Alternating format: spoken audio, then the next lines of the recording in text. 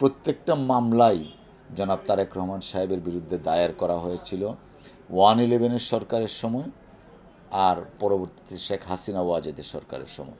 তো 111 সরকারের সময় যে মামলা করা হয়েছিল, কেন করা হয়েছিল আমরা সকলেই জানি। আর শেখ হাসিনা ওয়াজেদের রেজিমের সময় মামলা দায়ের করা হয়েছিল, সেটা তো সম্পূর্ণ রাজনৈতিক কারণে। যেমন ইনফেমাস 21শে আগস্টের কথা যদি বলি, সেই মামলায় এফআইআরে তারেক রহমান সাহেবের নাম ছিল না। চার্জশিট হয়েছে টোটাল 5টা। তো 4 নম্বর চার্জশিটটা দেওয়া হয়েছিল তৎকালীন 111 সরকারের সময়। সেই 111-এর সরকারের সময় ছিল বিএনপি বা তারেক রহমান সাহেবের জন্য সবচেয়ে বৈরী, যেখানে ওনাকে কাস্টোডিয়াল টর্চার করেছিল। সেই সরকারের সময় কিন্তু জনাব তারেক রহমান সাহেবের নামটা এই ইনফেমাস 21শে আগস্টের কেসে ছিল না।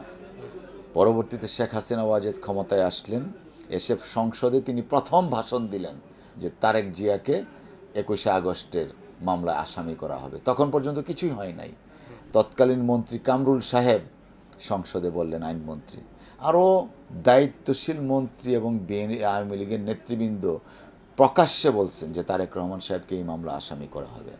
যে কারণেই 2009-এ ক্ষমতায় আসার পরে আব্দুল কাহার আকন্দ নামে একজন পুলিশ কর্মকর্তা, যিনি তখন রিটায়ারমেন্টে চলে গিয়েছিলেন, তাকে রিটায়ারমেন্ট থেকে ফেরত আনা হলো।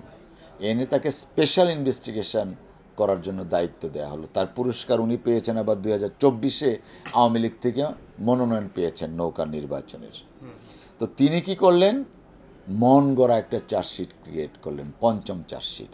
সেই পঞ্চম চার্জশিটে জনাব তারেক রহমান সাহেবের বিরুদ্ধে 1 লাইনের একটা অভিযোগ দিলেন 234 নম্বর পৃষ্ঠায়।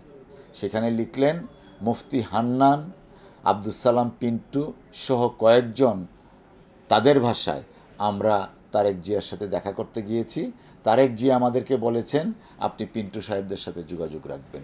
এই 1.5 থেকে 2 লাইন হচ্ছে জনাব তারেক রহমান সাহেবের বিরুদ্ধে অভিযোগ।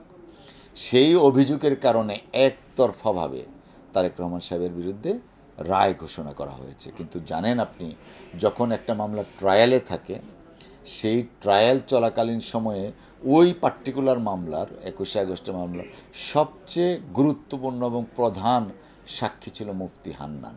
কারণ 167 দিন রিমান্ডে নিয়ে তাকে একটা স্বীকারোক্তি দিল তারেক রহমান সাহেবের নামে, যেটার কোনো আইনগত ভিত্তি ছিল না। তো যখন মামলাটা পরিচালনা হচ্ছিল, তখন তো অফকোর্স তারেক রহমান সাহেব উপস্থিত ছিলেন না, অন্য আসামিদের তো লোকজন উপস্থিত ছিল, এবং জনাব তারেক রহমান সাহেবের স্টেট ডিফেন্স ছিল। তাকে যেন, মুফতি হান্নানকে যেন ক্রস এক্সামিনেশন না করা যায়, জেরা যেন না করা যায়, সেই স্টেজ আসার আগেই মুফতি হান্নানকে অন্য একটা মামলায় ফাঁসিতে ঝুলিয়ে দিল।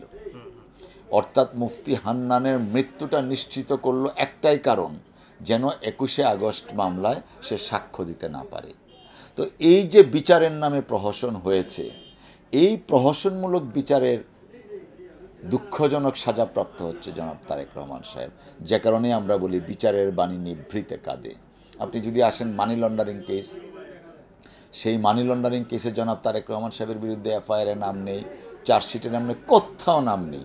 ওনার বিরুদ্ধে অভিযোগ ছিল কোনো এক ব্যক্তি তাকে একটা সাপ্লিমেন্টারি ক্রেডিট কার্ড দিয়েছে, অর্থাৎ অ্যাকাউন্টের মূল মালিক আপনি আমাকে ভাই হিসাবে একটা সাপ্লিমেন্টারি ক্রেডিট কার্ড দিয়েছেন যদি আমি কোথাও কোনো খরচ করি। রেসপন্সিবিলিটি কিন্তু আপনার, টাকাও আপনার। তো সেই সাপ্লিমেন্টারি ক্রেডিট কার্ড থেকে টাকাও খরচ হয় নাই। কেন সাপ্লিমেন্টারি ক্রেডিট কার্ডটা নিলেন বা দেওয়া হলো, আর আদৌ সাপ্লিমেন্টারি ক্রেডিট কার্ড পেয়েছিলেন কি না, এটাও কিন্তু স্টেট বা প্রসিকিউশন প্রমাণ করেন নাই। এই মামলায় ওনাকে ট্রায়াল কোর্টে বেকসুর খালাস দেয়া হলো। কিন্তু ওই যে বললাম, জনাব তারেক রহমান সাহেবের বিরুদ্ধে একটা পলিটিক্যাল স্কিম কাজ করছিল, সেই স্কিমের অংশ হিসাবে শেখ হাসিনার নির্দেশে হাইকোর্ট ডিভিশনে এসে ওনাকে 7 বছরের সাজা দেয়া হলো। দেখুন বিচারের ব্যবস্থাটা কত নিম্নমানের ছিল বা কত ভিন্ডিকটিভ ছিল। বাংলাদেশ না, পাক ভারত উপমহাদেশ সহ বিশ্বের ইতিহাসে নিম্ন আদালত থেকে খালাস পেলে আপিল করে সংখ্যা কোটিতে একটাও না। বরঞ্চ নিম্ন আদালতের সাজা হলে সেই সাজা কমায় হাইকোর্ট ডিভিশনে এসে। জনাব তারেক রহমান সাহেবের ক্ষেত্রে হচ্ছে ভিন্ন। নিম্ন আদালত খালাস দিয়েছে এবং যে বিচারক খালাস দিয়েছিলেন তাকে দেশ থেকে বের করে দিয়েছে। দাধারেন জনাব তারেক রহমান সাহেবকে 7 বছরের সাজা দেওয়া হয়েছে।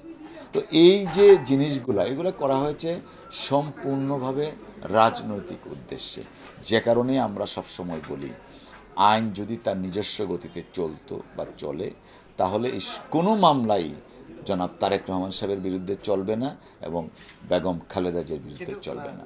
দেশনেত্রী বেগম খালেদা জিয়া ইন পার্টিকুলার জনাব তারেক রহমান সাহেব উনি আইন আদালত দেশের প্রচলিত নিয়ম কানুন এবং সংবিধানের প্রতি পরিপূর্ণ আস্থাশীল আইনজীবী হিসাবে আমরা জানি।